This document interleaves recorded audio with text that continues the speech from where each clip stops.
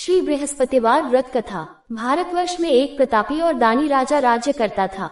वह नित्य गरीबों और ब्राह्मणों की सहायता करता था।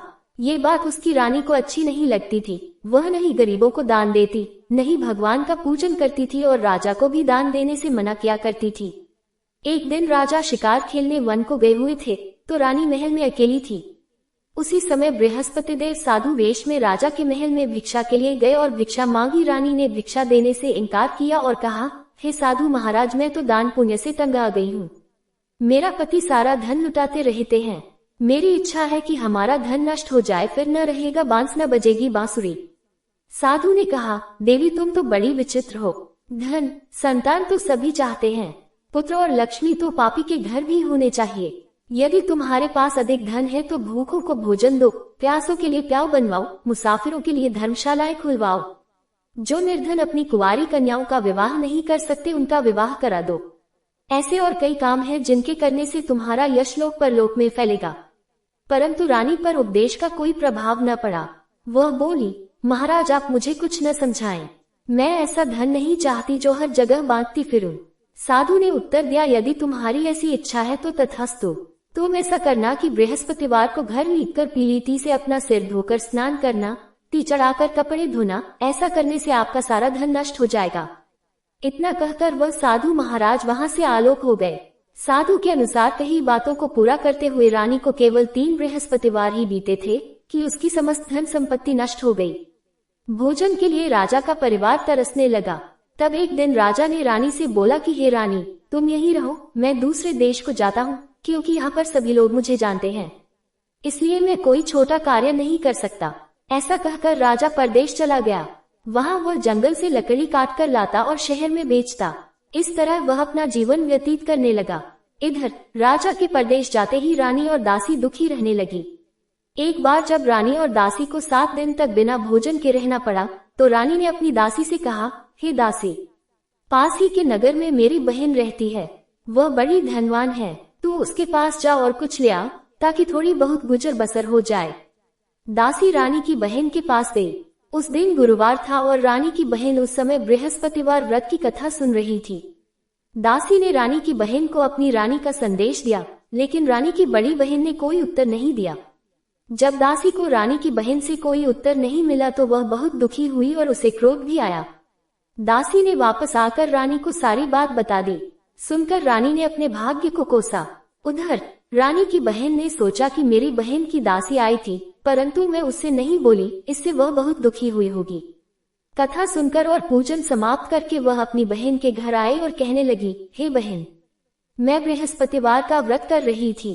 तुम्हारी दासी मेरे घर आई थी, परंतु जब तक कथा होती है तब तक न तो उठते हैं और न ही बोलते हैं, इसलिए मैं नहीं बोली। कहो दासी क्यों गई थी? रानी बोली, बहन तुमसे क्या छिपाऊं, हमारे घर में खाने तक को अनाज नहीं था।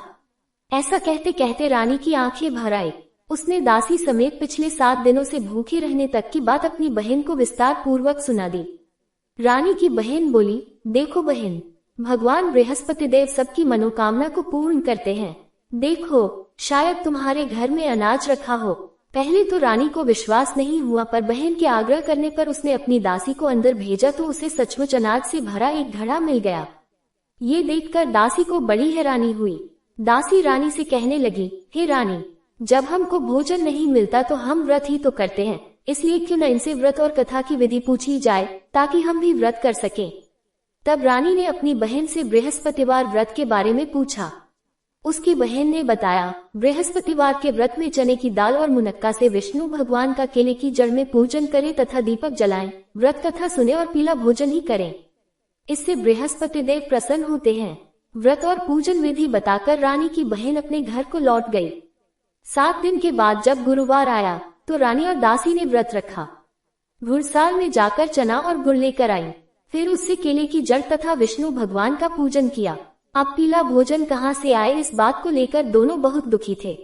चूंकि उन्होंने व्रत रखा था, इसलिए बृहस्पति देव उनसे प्रसन्न थे। इसलिए वे एक साधारण व्यक्ति का रूप धारण कर 2 थालों में सुंदर पीला भोजन दासी को दे गए। भोजन पाकर दासी प्रसन्न हुई और फिर रानी के साथ मिलकर भोजन ग्रहण किया। उसके बाद वे सभी गुरुवार को व्रत और पूजन करने लगी। बृहस्पति भगवान की कृपा से उनके पास फिर से धन संपत्ति आ गई। परंतु रानी फिर से पहले की तरह आलस्य करने लगी। तब दासी बोली, देखो रानी, तुम पहले भी इस प्रकार आलस्य करती थी, तुम्हें धन रखने में कष्ट होता था, इस कारण सभी धन नष्ट हो गया, और अब जब भगवान बृहस्पति की कृपा से धन मिला है तो तुम्हें फिर से आलस्य होता है। रानी को समझाते हुए दासी कहती है कि बड़ी मुसीबतों के बाद हमने ये धन पाया है, इसलिए हमें दान पुण्य करना चाहिए, भूखे मनुष्यों को भोजन कराना चाहिए और धन को शुभ कार्यों में खर्च करना चाहिए, जिससे तुम्हारे कुल का यश बढ़ेगा, स्वर्ग की प्राप्ति होगी और पितृ प्रसन्न होंगे। दासी की बात मानकर रानी अपना धन शुभ कार्यों में खर्च करने लगी, जिससे पूरे नगर में उसका यश फैलने लगा। एक दिन राजा दुखी होकर जंगल में एक पेड़ के नीचे आसन जमाकर बैठ गया। वह अपनी दशा को याद करके व्याकुल होने लगा। बृहस्पतिवार का दिन था। एकाएक उसने देखा कि निर्जन वन में एक साधु प्रकट हुए। वह साधु वेश में स्वयं बृहस्पति देवता थे। लकड़हारे के सामने आकर बोले, हे लकड़हारे, इस सुनसान जंगल में तू चिंता मग्न क्यों बैठा है? लकड़हारे ने दोनों हाथ जोड़कर प्रणाम किया और उत्तर दिया, महात्मा जी, आप सब कुछ जानते हैं, मैं क्या कहूँ? ये कहकर रोने लगा और साधु को अपनी आत्मकथा सुनाई। महात्मा जी ने कहा, तुम्हारी स्त्री ने बृहस्पति के दिन बृहस्पति भगवान का निरादर किया है, जिसके कारण रुष्ट होकर उन्होंने तुम्हारी ये दशा कर दी। अब तुम चिंता को दूर करके मेरे कहने पर चलो तो तुम्हारे सब कष्ट दूर हो जाएंगे और भगवान पहले से भी अधिक संपत्ति देंगे। तुम बृहस्पति के दिन कथा किया करो। 2 पैसे के चने मुनक्का लाकर उसका प्रसाद बनाओ और शुद्ध जल से लोटे में शक्कर मिलाकर अमृत तैयार करो। कथा के पश्चात अपने सारे परिवार और सुनने वाले प्रेमियों में अमृत व प्रसाद बांटकर आप भी ग्रहण करो। ऐसा करने से भगवान तुम्हारी सब मनोकामनाएं पूरी करेंगे। साधु के ऐसे वचन सुनकर लकड़हारा बोला, हे प्रभु, मुझे लकड़ी बेचकर इतना पैसा नहीं मिलता जिससे भोजन के उपरांत कुछ बचा सकूं। मैंने रात्रि में अपनी स्त्री को व्याकुल देखा है, मेरे पास कुछ भी नहीं जिससे मैं उसकी खबर मंगा सकूं। साधु ने कहा, हे लकड़हारे, तुम किसी बात की चिंता मत करो। बृहस्पति के दिन तुम रोजाना की तरह लकड़ियां लेकर शहर को जाओ। तुमको रोज से दुगुना धन प्राप्त होगा, जिससे तुम भली भांति भोजन कर लोगे तथा बृहस्पति देव की पूजा का सामान भी आ जाएगा। इतना कहकर साधु अंतर्ध्यान हो गए। धीरे धीरे समय व्यतीत होने पर फिर वही बृहस्पतिवार का दिन आया। लकड़हारा जंगल से लकड़ी काटकर किसी शहर में बेचने गया। उसे उस दिन और दिन से अधिक पैसा मिला। राजा ने चना गुड़ आदि लाकर गुरुवार का व्रत किया। उस दिन से उसके सभी क्लेश दूर हुए, परंतु जब दोबारा गुरुवार का दिन आया तो बृहस्पतिवार का व्रत करना भूल गया। इस कारण बृहस्पति भगवान नाराज हो गए। उस दिन उस नगर के राजा ने विशाल यज्ञ का आयोजन किया तथा शहर में ये घोषणा करा दी कि कोई भी मनुष्य अपने घर में भोजन न बनावे, न आग जलावे, समस्त जनता मेरे यहाँ भोजन करने आवे। इस आज्ञा को जो न मानेगा उसे फांसी की सजा दी जाएगी। इस तरह की घोषणा संपूर्ण नगर में करवा दी गई। राजा की आज्ञानुसार शहर के सभी लोग भोजन करने गए, लेकिन लकड़हारा कुछ देर से पहुंचा, इसलिए राजा उसको अपने साथ घर लिवा ले गए और ले जाकर भोजन करा रहे थे तो रानी की दृष्टि उस खूंटी पर पड़ी जिस पर उसका हार लटका हुआ था। वह वहां पर दिखाई नहीं दिया। रानी ने निश्चय किया कि मेरा हार इस मनुष्य ने चुरा लिया है। उसी समय सिपाहियों को बुलाकर उसको कारागार में डलवा दिया। जब लकड़हारा कारागार में पड़ गया और बहुत दुखी होकर विचार करने लगा कि न जाने कौन से पूर्व जन्म के कर्म से मुझे ये दुख प्राप्त हुआ है, और उसी साधु को याद करने लगा जो कि जंगल में मिला था। उसी समय तत्काल बृहस्पतिदेव साधु के रूप में प्रकट हुए और उसकी दशा को देखकर कहने लगे, अरे मूर्ख, तूने बृहस्पतिदेव की कथा नहीं करी, इस कारण तुझे दुख प्राप्त हुआ है। अब चिंता मत कर, बृहस्पतिवार के दिन कारागार के दरवाजे पर 4 पैसे पड़े मिलेंगे। उनसे तू बृहस्पतिदेव की पूजा करना, तेरे सभी कष्ट दूर हो जाएंगे। बृहस्पति के दिन उसे 4 पैसे मिले। लकड़हारे ने कथा कही। उसी रात्रि को बृहस्पतिदेव ने उस नगर के राजा को स्वप्न में कहा, हे राजा, तुमने जिस आदमी को कारागार में बंद कर दिया है वह निर्दोष है। वह राजा है, उसे छोड़ देना। रानी का हार उसी खूंटी पर लटका है। अगर तू ऐसा नहीं करेगा तो मैं तेरे राज्य को नष्ट कर दूंगा। इस तरह रात्रि के स्वप्न को देखकर राजा प्रातःकाल उठा और खूंटी पर हार देखकर लकड़हारे को बुलाकर क्षमा मांगी तथा लकड़हारे को योग्य सुंदर वस्त्र आभूषण देकर विदा कर दिया। बृहस्पतिदेव की आज्ञानुसार लकड़हारा अपने नगर को चल दिया। राजा जब अपने नगर के निकट पहुंचा तो उसे बड़ा आश्चर्य हुआ। नगर में पहले से अधिक बाग, तालाब, कुएं तथा बहुत सी धर्मशाला, मंदिर आदि बन गई हैं।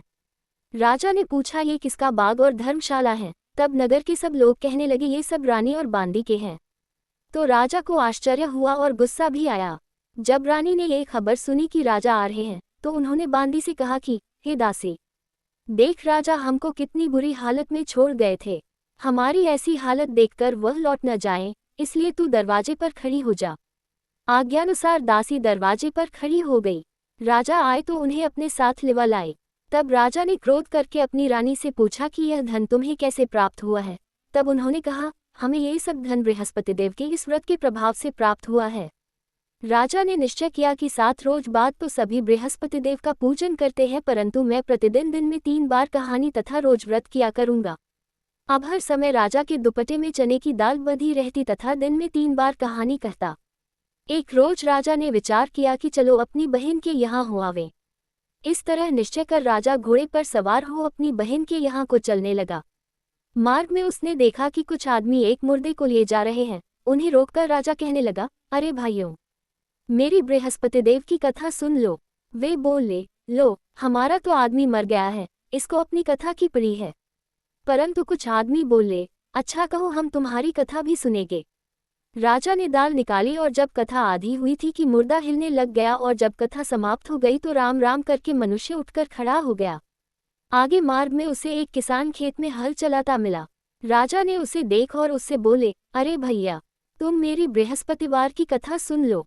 किसान बोला, जब तक मैं तेरी कथा सुनूंगा तब तक 4 हरया जोत लूंगा, जा अपनी कथा किसी और को सुनाना। इस तरह राजा आगे चलने लगा। राजा के हत्ते ही बैल पछाड़ खाकर गिर गए तथा किसान के पेट में बड़ी जोर का दर्द होने लगा। उस समय उसकी माँ रोटी लेकर आए। उसने जब ये देखा तो अपने पुत्र से सब हाल पूछा और बेटे ने सभी हाल कह दिया तो बुढ़िया दौड़ी दौड़ी उस घुड़सवार के पास गई और उससे बोली कि मैं तेरी कथा सुनूंगी, तू अपनी कथा मेरे खेत पर चलकर ही कहना। राजा ने बुढ़िया के खेत पर जाकर कथा कही, जिसके सुनते ही वह बैल उठ खड़ हुई तथा किसान के पेट का दर्द भी बंद हो गया। राजा अपनी बहन के घर पहुंचा। बहन ने भाई की खूब मेहमानी की। दूसरे रोज प्रातःकाल राजा जगा तो वह देखने लगा कि सब लोग भोजन कर रहे हैं। राजा ने अपनी बहन से कहा, ऐसा कोई मनुष्य है जिसने भोजन नहीं किया हो, मेरी बृहस्पतिवार की कथा सुन ले। बहन बोली, हे भैया, ये देश ऐसा ही है कि पहले यहाँ लोग भोजन करते हैं, बाद में अन्य काम करते हैं। अगर कोई पड़ोस में हो तो देख आऊं। वह ऐसा कहकर देखने चली गई, परंतु उसे कोई ऐसा व्यक्ति नहीं मिला जिसने भोजन न किया हो। अतः वह एक कुम्हार के घर गई जिसका लड़का बीमार था। उसे मालूम हुआ कि उनके यहाँ 3 रोज से किसी ने भोजन नहीं किया है। रानी ने अपने भाई की कथा सुनने के लिए कुम्हार से कहा, वह तैयार हो गया। राजा ने जाकर बृहस्पतिवार की कथा कही, जिसको सुनकर उसका लड़का ठीक हो गया। अब तो राजा की प्रशंसा होने लगी। एक रोज राजा ने अपनी बहन से कहा कि हे बहन, हम अपने घर को जाएंगे, तुम भी तैयार हो जाओ। राजा की बहन ने अपनी सास से कहा। सास ने कहा, हाँ चली जा, परंतु अपने लड़कों को मत ले जाना क्योंकि तेरे भाई की कोई औलाद नहीं है। बहन ने अपने भैया से कहा, हे भैया, मैं तो चलूंगी पर कोई बालक नहीं जाएगा। राजा बोला, जब कोई बालक नहीं चलेगा तब तुम ही क्या करोगी। बड़े दुखी मन से राजा अपने नगर को लौट आया। राजा ने अपनी रानी से कहा, हम निर्वंशी हैं, हमारा मुंह देखने का धर्म नहीं है और कुछ भोजन आदि नहीं किया। रानी बोली, हे प्रभु, बृहस्पति देव ने हमें सब कुछ दिया है, वह हमें औलाद अवश्य देंगे। उसी रात को बृहस्पति देव ने राजा से स्वप्न में कहा, हे राजा उठ, सभी सोच त्याग दे, तेरी रानी गर्भ से है। राजा की यह बात सुनकर बड़ी खुशी हुई। 9वें महीने में उसके गर्भ से एक सुंदर पुत्र पैदा हुआ। तब राजा बोला, हे रानी, स्त्री बिना भोजन के रह सकती है पर बिना कहे नहीं रह सकती। जब मेरी बहन आवे तुम उससे कुछ कहना मत। रानी ने सुनकर हाँ कर दिया। जब राजा की बहन ने ये शुभ समाचार सुना तो वह बहुत खुश हुई तथा बधाई लेकर अपने भाई के यहाँ आई। तभी रानी ने कहा, घोड़ा चढ़कर तो नहीं आए, गधा चढ़ आए। राजा की बहन बोली, भाभी, मैं इस प्रकार न कहती तो तुम्हें औलाद कैसे मिलती। बृहस्पति देव ऐसे ही हैं, जैसी जिसके मन में कामनाएं हैं सभी को पूर्ण करते हैं। जो सद्भावनापूर्वक बृहस्पतिवार का व्रत करता है एवं कथा पता है अथवा सुनता है, दूसरों को सुनाता है, बृहस्पति देव उसकी सभी मनोकामना पूर्ण करते हैं।